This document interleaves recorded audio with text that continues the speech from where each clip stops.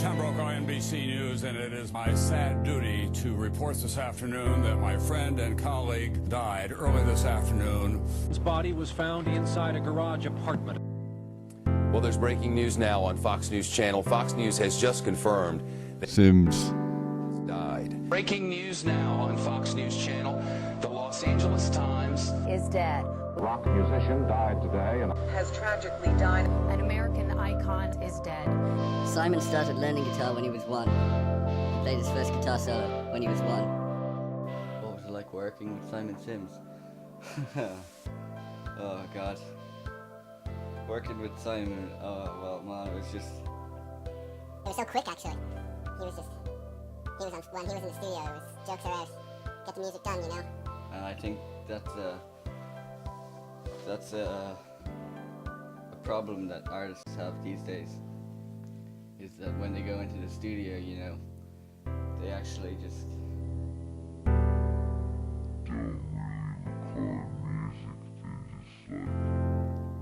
like play games and stuff. And I think Simon really he really hated that, and I think that's why he probably died, you know? For me, that would be like, you know, that's my guy that I aspire to surpass, you know what I mean? And I don't think there's any doubt was one of the greatest entertainers of our generation, but perhaps any generation.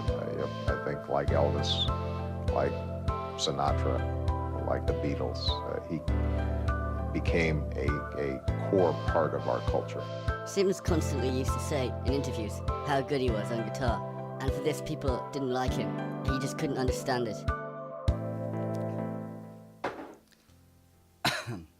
Oh yeah, he had a way of playing guitar, alright. Simon, Could you just noodle around a little bit, please? Oh, you wanted me to just do some improvisation? Okay, well, I'll just play something I came up with this morning. Here we go.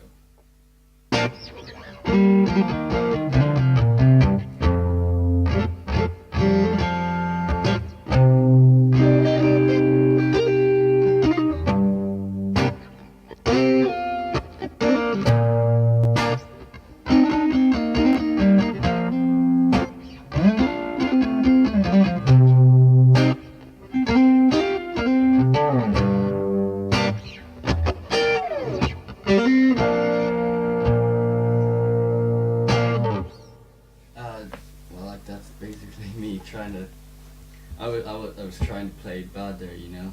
The following is an interview with Simon from 1995. Simon, can you tell us about the late 80s? Oh yeah.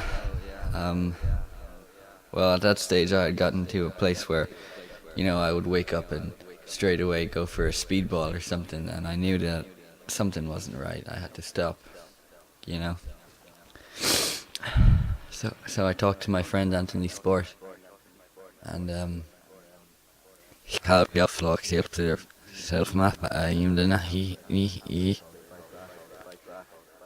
we drove down there, and it was amazing, you know. I wouldn't have done it if it wasn't for Fight Back. I wouldn't be here now, you know. But for me, it wasn't about getting high. It was never about getting high. I mean, it was the 80s. Anyone could get high. For me, it was about getting back to my home planet.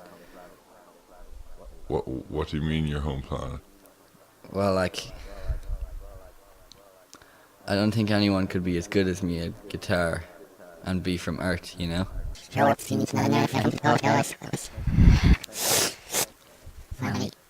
Alright. Thanks, Simon. The thing you have to remember about Simon is that music was his first language, and English a secondary, and so he was able to better communicate through music. We mustn't forget the huge legacy Simon left us because, well, it's really quite extraordinary. I met him through Tommy Leaf, and we hung out a lot at Ultra this year, or WMC in Miami. I was out there playing, and he was obviously out there too, and we kept in touch, and then when I gave him the Skrillex EP, he really liked it. So the prospect of working with him, I was very excited. His extraordinary talent in his music was matched with, I think, a big dose of tragedy.